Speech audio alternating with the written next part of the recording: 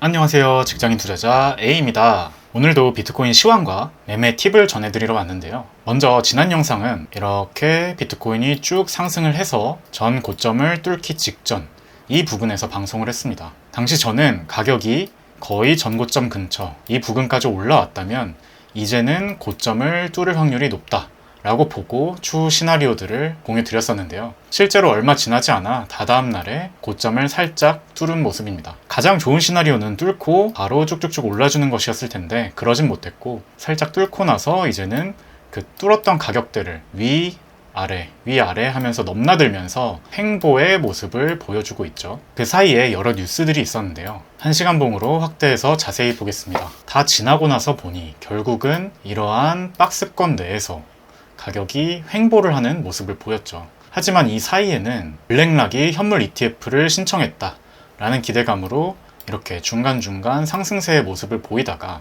그 현물 ETF 신청한 것이 SEC의 승인을 받지 못할 것이다 라는 기사가 뜨면서 일순간에 급락하는 모습도 보였고, 그런데 그 현물 ETF를 신청한 신청안에서 부족한 부분은 사소한 것이었고 특정 부분을 보완하면 다음번에는 승인될 확률이 높다라는 기사가 다시 뜨면서 하락폭을 거의 만회하는 상승도 보였습니다.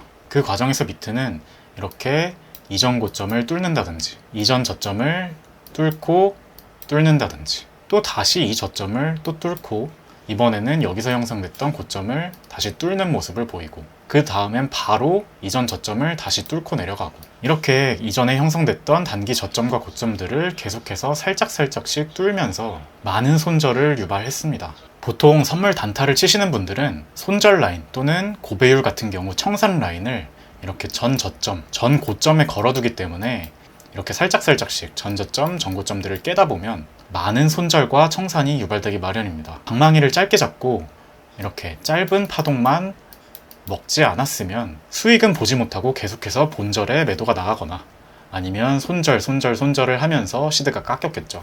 시간이 지나고 보면 결국 횡보장인데 여기서 혼자만 손실을 보면 굉장히 억울하겠죠. 하지만 이런 일은 보통의 개인 투자자들에게 많이 일어나는 일입니다. 오늘은 왜 이러한 매매가 일어나는지, 또 이러한 매매를 하지 않으려면 어떻게 해야 되는지 간략하게 저의 방법론을 공유드리려고 합니다. 이 횡보 구간에서 많이 털렸다면 그 이유는 크게 세 가지라고 생각합니다. 첫 번째는 뉴스로 매매했기 때문입니다. 뉴스로 매매했다면 어떻게 매매를 했을까요? 블랙락이 현물 ETF 승인 신청을 했다.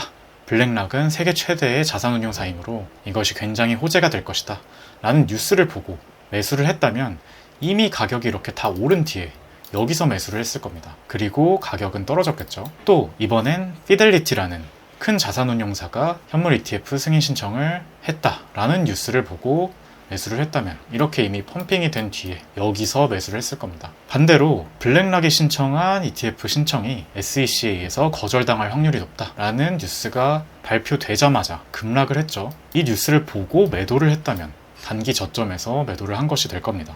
또 불과 몇 시간 뒤에 그러한 승인 과정에서의 부족한 부분은 이러이러한 부분이므로 이 부분을 보충해서 다시 신청을 하면 승인될 확률이 높다 라는 다른 기사가 떴을 때 이것을 보고 매수를 했다면 또 다시 가격이 반등한 뒤에 이런 데서 샀겠죠.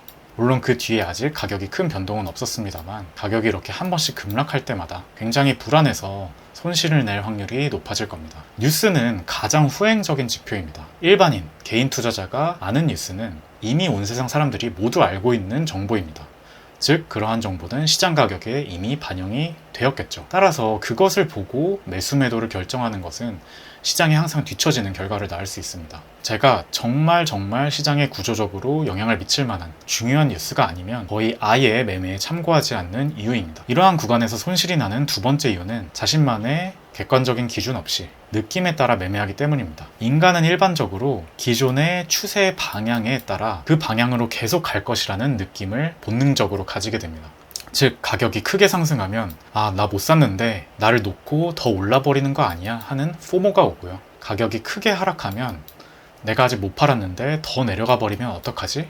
하는 공포가 생기게 됩니다. 일반적으로 주식시장이나 부동산 시장 같은 경우에는 한번 추세가 터지면 그 추세를 추종하는 추세 추종 매매가 조금 더 잘 먹히는데요. 반면에 코인 시장 같은 경우에는 그 등락이 너무 잦고 변동성이 크기 때문에 추세를 추종하기보다는 오히려 추세가 끝나갈 쯤에, 추세가 전환될 쯤에 역추세로 매매하는 것을 저는 조금 더 많이 사용하는 편입니다. 추세 추종을 할 거면 상승이 나오고 바로 이런 중간에 들어가는 게 아니라 차라리 가격 조정이 좀 더 왔을 때, 더 내려왔을 때까지 기다렸다가 매매하는 것이 손익비 좋게 매매할 수 있는 방법이고요. 그런데 이러한 기준이 없으면 그냥 느낌에 따라 올라가면 올라가는 대로 그 올라가는 중간에 바로 덜컥 매수를 해버리겠죠. 그러다 보면 이런 큰 하락이 왔을 때, 또는 사람들이 하락에 대한 공포를 얘기하고 뉴스에서 공포를 조장할 때 애초에 매수의 기준이 없었기 때문에 이런 저점에서 손절을 하고 털리게 되는 겁니다. 코인은 특히 사람들이 객관적인 기준으로 매매한다는 것에 대한 생각 자체가 없기 때문에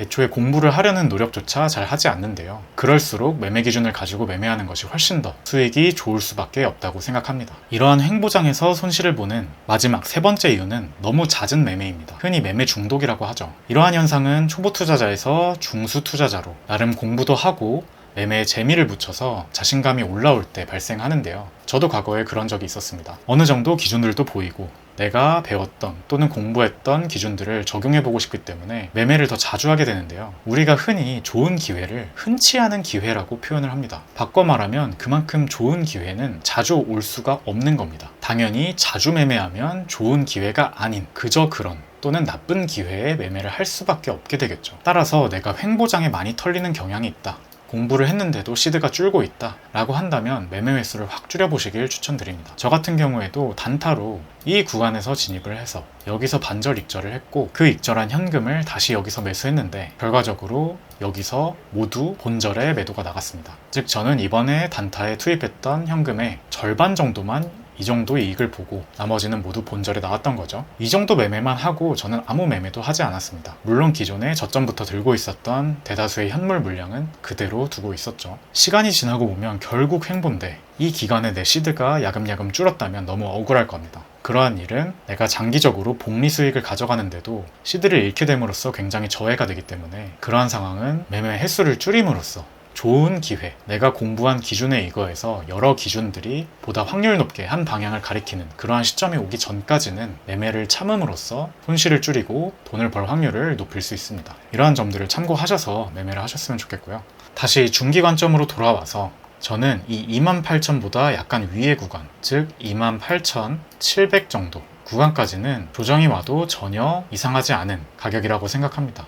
이 올라온 파동에 대한 되돌림이겠죠. 추가 상승을 하든 그대로 떨어지든, 즉 고점을 갱신하는 추가 상승이 추후에 일어나더라도 그 전에 이 정도 가격까지 내려오는 것은 전혀 이상하지 않다 라고 보고, 혹시나 단기적인 하락이 나오더라도 당황하지 않고 상황을 지켜볼 예정입니다. 바로 추가 상승이 나온다면 더 좋겠죠. 그리고 제가 몇 개월 동안 계속해서 말씀드렸던 이 최소 타겟 32,500불에서 35,500불 부근에 오면 비트코인은 적어도 절반은 익절을 할 거고, 보통 비트코인의 상승 막바지에 알트코인들이 일시적으로 펌핑을 주는 경우도 있기 때문에 비트코인부터 먼저 절반 익절, 그리고 알트코인들은 조금 더 지켜보다가 마저 익절, 그리고 남은 비트코인들은 여기서 그냥 다 익절해 버릴지 아니면 추가 상승을 기대하고 조금 더 홀딩해 볼지는 그때 가서 생각할 예정입니다. 아무쪼록 여전히 관점은 바뀐 것 없이 7월 FOMC까지는 단기적인 상승세일 확률이 조금 더 높다고 보고 있기 때문에 여전히 물량을 홀딩하고 있고요.